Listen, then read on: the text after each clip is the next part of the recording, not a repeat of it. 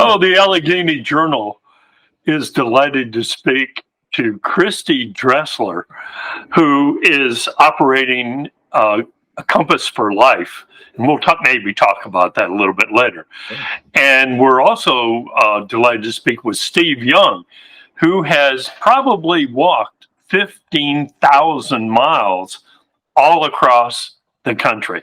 Welcome, both of you. Thank you.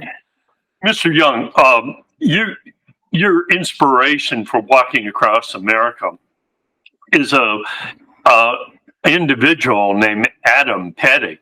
Would you tell the public, what provided the inspiration for your huge lengths of walk, and tell us a little bit about the camp that was created in his name? Well, I grew up with a girl with severe birth defects, and that's just something that it's stayed in the back of my mind. My sister's a year younger than I am, and this girl, Lori Ford, is her age, and it's just something that me and my sister were her best friends. She had very little fingers to speak of, a tiny little bit of a thumb, a little bit of a pinky, no middle fingers. Her feet were very small, no toes, and her right leg was a little shorter. Mom's back in the 50s, and I think it was up until 62, was taken thalidomide for morning sickness until they realized what was going on, and they shut that down. And she just happens to be one of those babies. She was born 57. So it's just something that I experienced growing up with her, and has stayed in the back of my mind. She's a big inspiration to me and my family. She's still part of our family. She's a family friend. She's been around us, since elementary school. And you've raised awareness for Victory Junction .org, and it's quite an operation. Many chronically or even terminally ill children come to camp there, and it's a camp a little bit south of Greensboro. So this is an area that we're familiar with, and I'm sure many of the readers will be. So tell the public a little bit about what is Victory Junction.org. Okay. So it's an activities camp that came about in 2004. Inspiration from Adam Petty, in honor of Adam Petty. Back when he was 9, 10, 11, he would ask mom and dad to take him to hospitals, to pediatric wards. Could you imagine that? A child that young? That is unusual. Now, I always mention this. I play sports video games. I don't spend all day doing it. And neither did Adam. He probably never stepped in front of a TV and sat down and played video games in his life, as long as he was with us. He had better things to do. So he spent a lot of time going to these hospitals and saving his money for this camp, believe it or not, at a young age. In 1999, at 18 years old, him and Kyle were coming back from Daytona on motorcycles, and they come across a camp in Central Florida, coming back from Daytona.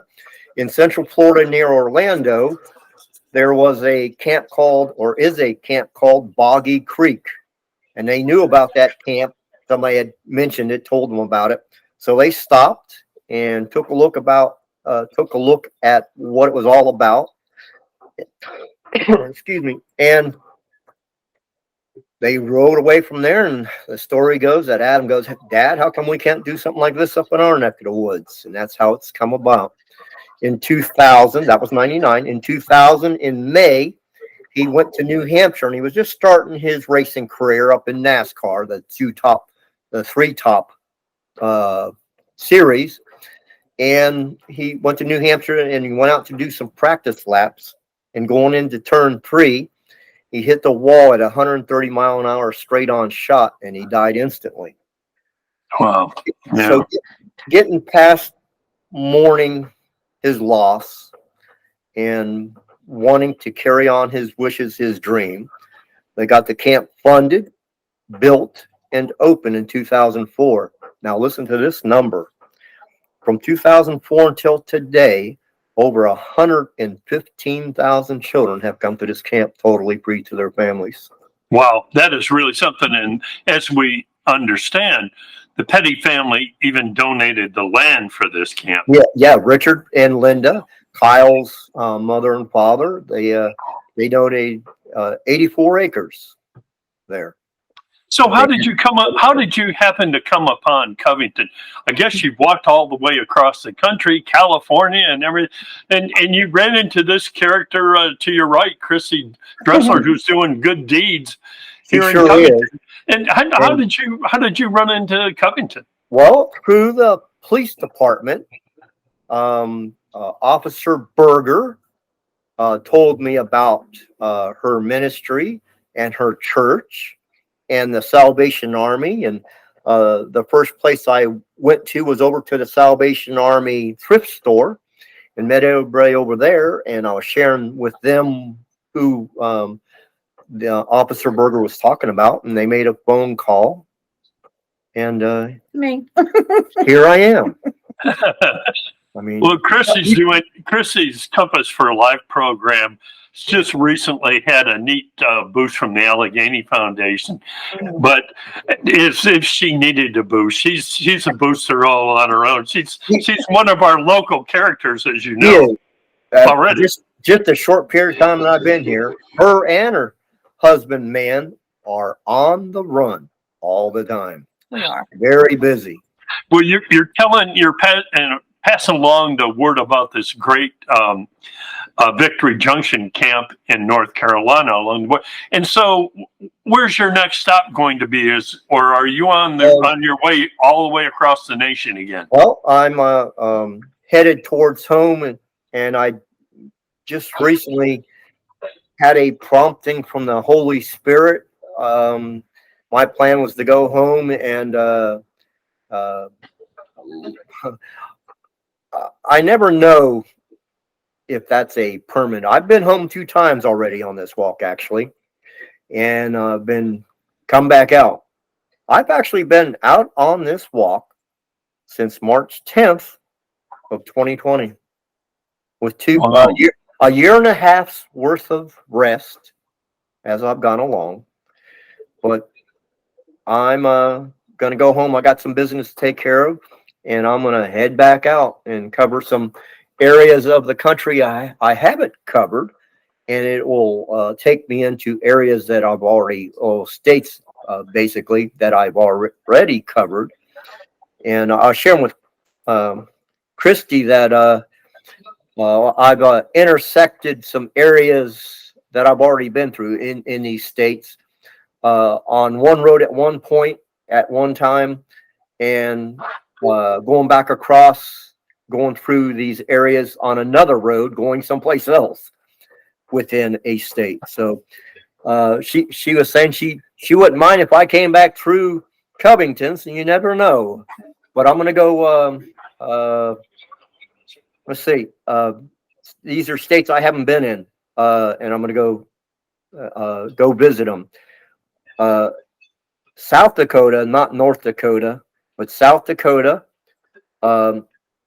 Minnesota, Wisconsin, and then over here on the East Coast, I've covered all the states over here except for Rhode Island and Delaware, and I'm gonna hit those states. So it'll be 44 states that I would be in or 45 states, excuse me, that I hadn't been in or that I will be in. But anyway, that's the plan. And when he said, go ahead. I was to say, when he says been in, when I met him, he brings this backpack out that weighs 80 pounds. Okay. It's 80 pounds that he carries on his back from state to state to state. And it was just, that was amazing to me. Old guy. Too. Are there special nutrients that you use to keep those legs moving? No. And I've actually gone several days at a time when I was going across Texas, and I don't suggest walking across the area of Texas that I walked from Texarkana to Lubbock. Don't do that. But yeah, you walk some, but don't do that. So Texas, um, uh, New Mexico, Arizona, and California, and 2.5 weeks in a desert in California, Mojave Desert, from Parker, Arizona to 29 Palms, 2.5 weeks across. Don't do Wow. that. Don't do that. Yeah, don't do that. 110-degree temperatures are higher, snakes and everything else. In California, I got lucky. When I was there, it was 60 during the day and 30s at night. And you talk about stars, you know, we know God has placed those stars up there in the sky. And if you're in a lighted city or a town, you don't see just a small fraction of stars. You go out in the desert in California, you get a good understanding about what God's actually done. It's an amazing thing to see. The first night I was in that desert, I was about a quarter mile off the road, and I had enough twigs, sticks to start a little fire. And at about a half hour after getting out there, set up and getting a fire going, I see red and blue policemen's lights out at the street, out at the road out there, Route 60. And I see a flashlight coming towards me, and I grab my mag light, and I met him halfway. It was a California Highway Patrol officer, and he was just bringing me, and he had them underneath his arms, bringing me 2 large bottles of water. He says, I kind of thought it was you. I seen you earlier today walking. And he just wanted to make sure I was okay and brought me water. And he says, I'll make sure officers stop and get you drinks and snacks along the way. And they did. Well, that's really cool. And you know, you're almost an ambassador for this camp. And so these kids who have been stricken with illness of one form or the other, they can come for a week or two at camp, and it operates, as we understand it, all year long? Yes. And they can bring up to 7 members of their family to the camp too. So the children can come and their family, you know, sometimes, you know, of course, you know, a child leaving especially a mother, Kristi would know that. And she goes, my kids aren't going anywhere unless I'm with them, you know, very protective, rightly so. So this camp provides them a place for families and those kids to come, and those kids have many things to be able to do, things that they like to do, things that they're able to do, and some new things that they probably never thought they would do. This camp provides them that. So. Well, we'll have, at the end of this interview, we'll have this contact information so people can either donate or just understand more about the camp. And we're very thankful for you taking a moment out of your travels, especially with your character friend here, to share some thoughts with our readers. And we wish you the best of luck on your travels. Well, thank you. And it don't mean a whole lot, but I always share it because it's my way of saying thank you. But I'm 76 chapters into writing a book about my travels. And, I get to write about Kristi and her ministry. And I'm actually going to make her a separate chapter. A lot of times I'll add where I'm at and people I meet to a chapter that encompasses maybe a week or 2 weeks or a couple of days, whatever it might be that I'm experiencing.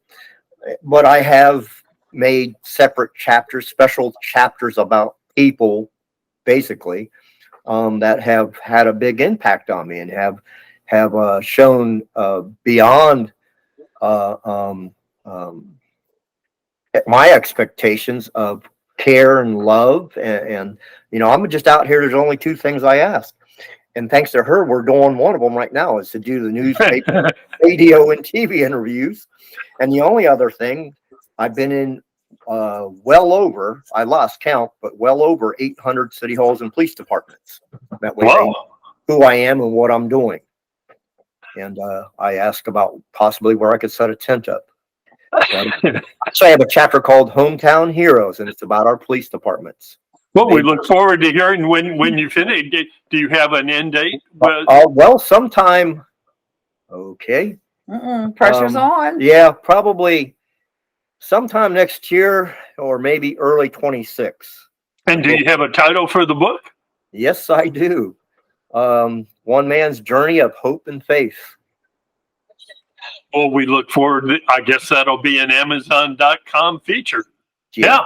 Any place you can find a book, it'll be. And I'm going to send Kristi a signed copy. And I'm sure, you'll be able to find the book, or maybe she'll share the book with you. And I just want to thank you for spending your time talking to me, a slightly insane guy walking across the country. This is what we do. This is our home. It's Kristi's home. We normally talk to local characters, but we're delighted to talk to characters who are national figures. And it looks like, if you're going to go to South Dakota and then Rhode Island and Delaware, we've been fortunate to have visited those states. So you're going to have a wealth of experiences there as well. Wow. Yeah, and this is all brand new as far as what I'm wanting to do, been prompted to do. As long as I got good health, I'm just going to go ahead and do that. That sounds very nice. Thanks again for sharing so many thoughts with us. Well, thank you for, like I said, spending your time and helping me with that. Yes. I can Happy to do so, sir. Thank you. God bless.